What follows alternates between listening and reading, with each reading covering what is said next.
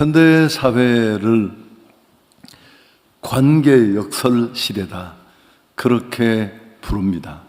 여러분 공감하시는지 모르겠습니다. 우리는 스마트폰이라는 작은 기기 하나로 전 세계와 연결되어 있습니다. 그런데 정작 바로 주변의 이웃, 또 심지어 가족 관계 속에서조차 고독과 단절을 겪고 있습니다. 수많은 앱들, 또 소설미디어에 끊임없이 나를 드러내고 노출하고 접속합니다. 그렇지만 진정한 마음의 교류는 오히려 줄어들고 있지 않나, 그렇게 생각합니다. 보이는 관계는 넘쳐나지만 외로움은 더 깊어지고 있는 그런 시대를 우리는 살고 있습니다. 오늘 바로 이런 시대에 사도 요한은 우리에게 관계의 본질에 대해서 말씀합니다. 사랑이 무엇인지, 어떻게 사랑할 수 있고 또 사랑해야 하는지를 우리에게 도전합니다. 이런 관계 역사를 꿰뚫고 하나님의 사랑이라는 강력한 진리를 우리가 다시 한번 가슴에 안고 일어나는 그런 시간이 되었으면 합니다. 우선 첫 번째, 성경은 이렇게 시작합니다. 19절 우리가 함께 읽습니다. 우리가 사랑함은 그가 먼저 우리를 사랑하셨습니다.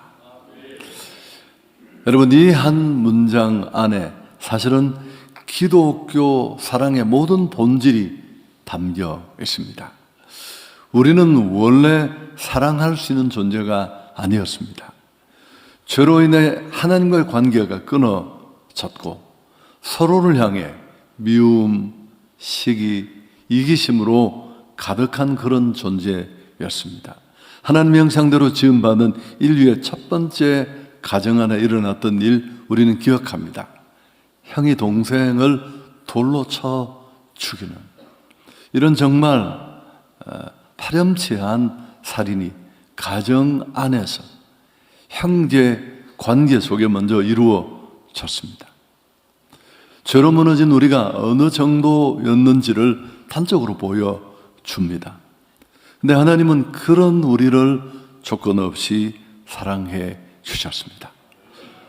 오늘 그가 먼저 사랑했다고 하는 이 사랑은 언급할 필요도 없습니다만은 아가페 사랑입니다. 감정적 이끌림, 조건을 본 사랑이 아닙니다. 그럼에도 불구하고 의지적으로 결정한 사랑이죠. 자신의 유익을 구하는 사랑이 아닙니다. 상대방의 유익을 위해 자신을 완전히 내어주는 무조건적이고 희생적인 사랑을 말합니다. 한번 상상해 보면 좋겠습니다. 아무런 조건도 자격도 없는 우리에게 하나님은 일방적으로 찾아와서 이런 사랑을 주셨습니다. 생명을 주셨습니다. 은혜를 베푸시고 궁극적으로는 그의 아들 독생자 예수 그리스도를 이 땅에 보내어 십자가에 죽게 하셨습니다. 그리고 우리의 죄를 대속해 주셨습니다. 로마서 기자는 뭐라고 적고 있습니까? 우리가 아직 죄인 되었을 때에 그리스도께서 우리를 위하여 죽으심으로 하나님께서 우리에 대한 자기의 사랑을 확증하셨다.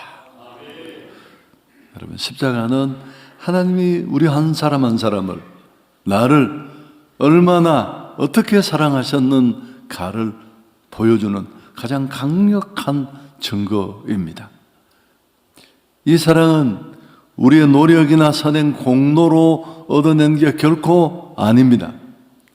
순전히 하나님의 주권적인 은혜요, 선택이고 축복이고 선물입니다.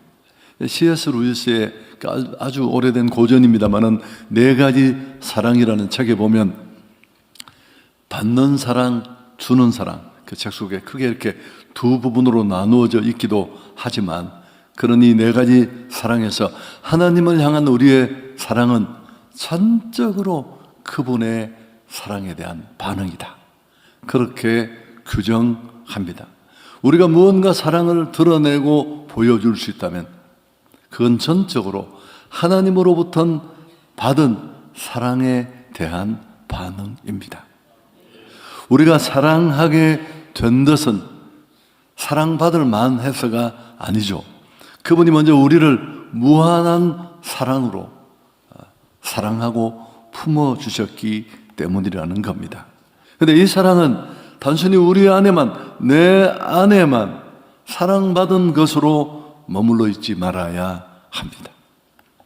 그게 그 사랑 주신 하나님의 기대인데, 자, 두 번째, 사랑의 출발점이 무엇인가를 19절에 말했다면 그 사랑이 진정한 경험된 사랑인가를 드러내는 시험대가 있습니다. 20절인데 충격적이기도 합니다만 함께 읽습니다. 누구든지 하나님을 사랑하노라 하고 그 형제를 미워하면 이는 거짓말하는 자니 보는 바 그 형제를 사랑하지 아니하는 자는 보지 못하는 바 하나님을 사랑할 수 없느니라. 하나님을 사랑한다 말하면서 형제를 미워하면 그건 거짓말하는 것이다. 우리의 신앙 고백을 날카롭게 돌아보고 검증하게 합니다. 하나님을 사랑한다는 우리의 입술의 고백이, 여러분, 사랑은 동사입니다. 말 그대로 머물러서 고백만으로 되는 게 아니라 실제로 실생활 속에 사랑하는 모습으로 실행돼야 합니다.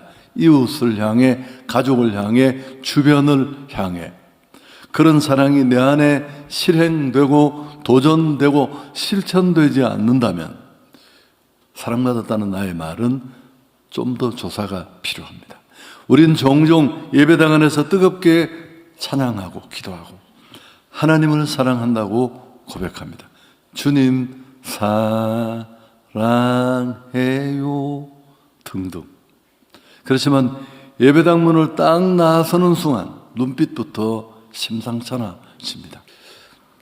여러분, 교회 봉사에는 열심입니다. 그게 다가 아니에요. 우리 신앙이 정말 드러나고 검증되어야 할 것은 가정입니다. 배우자에게, 자녀에게. 여러분, 정말 정말 우리가 사랑해야 될 대상에게 무관심하거나 무자비한 채 교회 안에서만 소리치는 사랑, 가치도 없고 의미도 없는 것입니다. 사도 요한은 매우 단호하게 말합니다. 보이는 형제를 사랑하지 않으면서 보이지 않는 하나님을 사랑할 수 없다. 성공의 신학자인 존 스타트는 이 구절을 이렇게 설명하고 강조했습니다. 우리가 하나님에 대한 사랑을 주장하는 것은 우리의 형제를 사랑하는가에 대한 시험을 통과해야 한다. 우리가 하나님에 대한 사랑을 진짜 말하고 떠들고 고백하는, 드러내는 사람이 되고 싶다면 우리의 형제를 사랑하는가에 대한 시험을 먼저 통과해야 한다는 겁니다. 보이는 형제는 하나님이 우리에게 주신, 어쩌면 우리가 정말 사랑받은 자의 모습으로 살아가는지를 드러내고 들통나게 하는 사랑의 리트머스 시험지와 같습니다. 교회는 사실 어떤 곳이냐 하면 사랑하는 곳입니다. 받을 수 없는 사랑을 받은 자들이 이 십자가 밑에, 십자가는 사랑이잖아요. 이 지붕 밑에 사랑할 수 없는 사랑을 또 시도하고, 저는 아주 어려워요. 너무 사랑을 많이 받아서. 사랑을 받는다는 건 상처가 적다는 면에서는 굉장히 유리할 수 있어요. 그러나 정말 사랑하는 삶으로 나아가는 데는 많은 간극이 존재합니다. 목사님 한 분이 그랬대요. 변하지 않는 성도들의 모습을 보면서 그 많은 설교, 그 긴 훈련을 받고 수십 년, 몇 대가 예수를 믿었는데 중직자들이 고쳐지지 않는 그런 모습을 보면서 너무 절망하고, 그 변하지 않는 현실, 이런 목회가 가령 필요한가? 절규하다가 기도했습니다. 주님의 음성을 들었대요. 나도 못 고친다. 야, 나도 못 고친데 네가 뭘 고치려고 그래. 그래서 내가 십자가에 죽었단다. 이 얘기를 듣고 그때부터 자신을 십자가에 걸고 죽은 자가 되어서 한 사람씩 사랑하며 그 모습 그대로 받아주자 비로소 목회에 닫힌 문이 열리기 시작했다. 이런 전설이 있습니다. 여러분, 저도 그렇습니다. 수없이 많이 부딪히기도 하고 또 상처를 받기도 하고 상처를 주기도 하고 그러면서 깨달은 게 뭘까요? 하나밖에 없습니다. 끝까지 사랑하는 것입니다. 실패한 그 자리에서 다시 일어나 실망하지 말고 절망하지 말고 그것만이 우리가 정말 사랑받은 자라는 증거입니다. 교회는 공사 중에 표지판이 보이지 않습니까? 목사도 전혀 예외가 아니에요. 우리 모두가 그 하나님의 손길 안에서 다듬어지고 치료받고 고쳐지는 진행 중입니다. 하나님은 우리가 눈으로 볼 수 있고 손으로 만질 수 있는 이웃을 통해 당신의 우리의 사랑을 실천하도록 명하셨습니다. 제가 얘기도 너무 많아요. 제가 교통사고가 나서 제가 타고 가던 차가 뒤에 트럭을 박았습니다. 운전은 누가 했는지 제가 이야기하지 않겠습니다. 장동희 목사님이 했는데 이 친구도 졸고 나도 졸아서 그래서 정말 대형 사고가 났을 텐데 그래도 운동 감각이 있는 친구라서 어떻게 했는데 그 병원에 제가 이 갈비뼈 5개가 부러져서 누워 있었어요. 주일 설교도 못하고 우리 총회장 하시는 목사님 대전중앙교회 최병단 목사님이 여러분 총회장이 얼마 그 수만 개의 교회를 1년 동안에 돌아보고 순회해야 되는데 경산에 있는 그 병원에 저를 찾아오셨습니다. 돈을 200만 원 주시면서 맛있는 거 사 먹어 아우 그러면서 형님 이런 거 필요 없습니다. 그냥 오신 것만 하니까 저를 안 그래도 가슴이 지금 갈비뼈가 부러져 저를 꼭 껴안으면서 제 귀에다가 뭐라고 얘기했을까? 사랑은 말로 하는 게 아니야. 와, 사랑은 말로 하는 게 아니에요. 금융치료가 바로 되기도 했지만 여러분, 이웃은 하나님의 형상대로 지음받은 존재입니다. 하나님의 온 세상을 사랑하신 그 세상은 그분도 포함되어 있습니다. 그들을 외면하거나 미워하는 것은 하나님의 사랑을 외면하는 것과 같습니다. 우리가 누군가를 미워하거나 무시할 때 우리는 사실 하나님이 그에게 베푸신 사랑을 부정하는 행위입니다. 결과적으로 하나님과의 관계에서도 진실하지 못합니다. 우리가 받는 하나님의 사랑은 개인의 만족을 위한 것이 아니라 그 사랑이 또 다른 이들에게 흘러가야 할 줄 믿습니다. 자, 세 번째, 이제 오늘 본문은 사랑의 실천을 말합니다. 사랑이 어떻게 시작했고 진짜 고백만의 사랑이 아닌 사랑은 어떻게 시도돼야 하는지. 교회는 싸우는 곳이 아니에요. 그럴 수 있지만 다시 일어나서 실패했던 사랑, 거절되었던 사랑을 끊임없이 실행하는 곳, 그것이 교회입니다. 세 번째, 사랑의 실천을 말하는데 21절 함께 읽습니다. 우리가 이 계명을 주께 받았나니 하나님은 사랑하는 자는 또한 그 형제를 사랑할지니라. 우리에게 분명한 방향을 제시합니다. 하나님의 사랑을 받은 자라면 어떻게 해야 한다고요? 지금까지도 말했지만 그 사랑을 다른 이들에게 흘려보내는 통로가 되어야 합니다. 여러분, 이건 교회를 넘어서는 사랑입니다. 이 계명은 선택사항이 아니에요. 하나님을 사랑한다고 고백하는 모든 자에게 주어진, 아니 이 십자가의 큰 사랑을 값없이 은혜로 경험한 우리에게 주어진 의무자 특권인 줄 믿습니다. 그럼 우리는 어떻게 이웃을 사랑할 수 있을까요?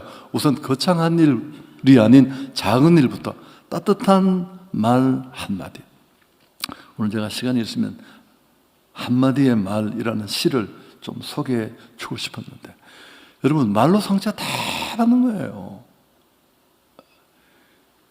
지쳐 보이는 이에게 건네는 미소, 어려운 이웃을 향한 작은 섬김, 식당의 종업원에게 보여주는 정말 저런 고객이 있을까 싶은 따뜻함, 그리고 심지어 나를 힘들게 하는 사람까지도 용서하고 포용하려는 노력, 이런 것들부터 출발해야 합니다.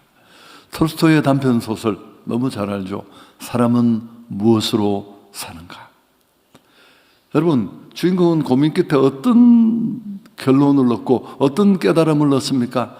사랑으로 산다. 괴테의 글도 기억나시죠?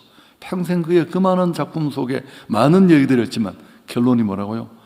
사랑이 살린다. 수많은 병이 있지만 대부분 교회 안의 다툼, 관계 속의 어려움, 시기반목, 정말 사랑받고 싶고 존중받고 싶고 따뜻함을 받고 싶은데, 암도 그러잖아요. 사랑받지 못한 세포들이 일으키는 반란이에요. 그래서 우리가 깨달은 사랑은 결코 막연하지 않습니다. 십자가의 날 위해 죽으신 주님의 사랑은 막연한 사랑이 아니에요. 그저 천국에서 맨날 이메일 보내고 야 힘들지, 그런 사랑이 아니라 속 터져서 사람의 몸을 입고 이 땅에 들어오셔서 살찢고 피 흘려 우리가 전혀 우리 죄에 대한 인식이나 죄를 개선하는 의지가 아무것도 없을 때 그분이 보여주신 사랑,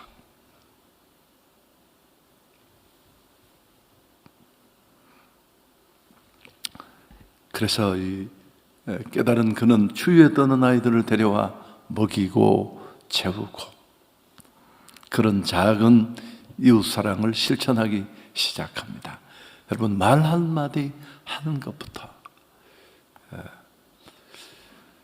물론 사랑하는 것이 상처가 될 때가 많습니다.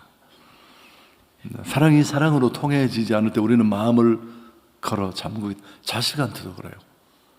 부모 사랑도 별것 아니더라고. 제 얘기하는 거 아니에요. 우리 모두가 공감. 자식도 너무 지나치면 부모는 마음을 닫아요. 내가 이런 사랑을, 이런 희생을, 자식이지만 그래도 그럴 수는 없습니다만은 우리의 본성은 쉽게 이기적으로 흐르고 또 사랑하고 끊임없이 넉넉함으로 대하는 그 사람을 호락호락 보는 일도 있으니까요. 그러나 우리 안에는 나를 먼저 사랑하신 하나님의 성령이 계신 줄 믿습니다. 그 사랑이 우리 안에 이미 부은 바 되었고 또 사랑할 수 있는 힘을 실어 주실 줄 믿습니다. 하나님께서 베푸신 그 아가페 사랑을 깨닫고 실천할 수 있는 우리 모두가 될 수 있기를 축복합니다. 내가 받은 사랑이 얼마나 큰지 깨달을수록 그 사랑을 나눌 용기는 더욱 커집니다. 행복한 사람들의 축제 라라, 오늘 우리 주변에 광고도 나왔고 내가 먼저 살고 다시 살린다, 이런 의미의 약자를 모아서 정말 리듬감 있게 잘 표현한 2026년 봄 행측 구호입니다. 여러분, 금요 집회에 난리가 났다는 사실. 본당 아르칭위층이 가득 찼어. 10개 교구와 청년부에서 벌이는 그 행축 퍼포먼스는, 와, 정말 여러분, 제가 이런 표현하면 여러분이 어떻게 들을지 모르지만 제가 19년째, 18년째 되면서 야, 이런 교회에 내가 담임 목사라는 게 너무 감사한 거죠. 너무 그 연기가 좋고 뭐 이런 문제를 떠나서 도대체 이 밤에 생명을 위해 일어난다는 그 한 가지 이유만으로 그렇게 사생결단을 하고, 우리 행축 이 아카데미 참여하는 교회들이 좀 내가 현장에 오시라 그랬어요. 이번 금요일은 주일도 아니니까 대부분의 교회들이 진군식의 부담을 안고 있어. 내가 한 번만 와보시면 5분 기절하거든요. 그래서 제 지인 한 분이 전화 와서 형님 너무 감격스럽다고, 그러면서 뭐 얼마나 그동안 고생하신, 난 고생한 게 없다 박수만 치는 거지. 그러면서 혹시 교구에 돈을 좀 나눠줍니까? 우리 일절 주지 않습니다. 자기들이 알아서 다 하고.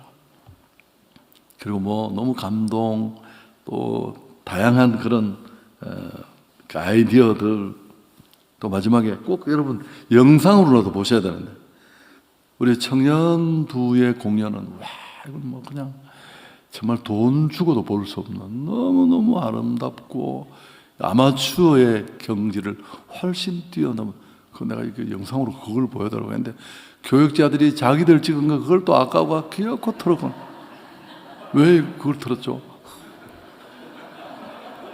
좋습니다. 잘했습니다. 사랑받은 자만이 사랑으로 다시 살리게 되는 줄 믿습니다. 정말 예수를 만나셨습니까? 그 예수가 당신을 행복하게 하고 있습니까? 그렇다면 그 사랑을 전할 수 있기를 축복합니다. 이제 설교를 정리하겠습니다. 사랑받은 우리가 누군가를 다시 살리기 위해 나아가야 할 시간입니다. 다음 주가 태신자 작정 3명에서 5명을 할 겁니다. 우리 안에 이번에 예수 믿고 구원받아야 될 사람이 누군지 다음 주에 자세히 말씀드리고, 이 일을 용이하도록 하기 위해서 예비 태신자 목록표가 주보에 실려 있습니다. 좀 더 쉽게 용이하게 여러분이 태신자 군을 탐색할 수 있는 예비 목록표를 꼭 참조하시면 좋겠습니다.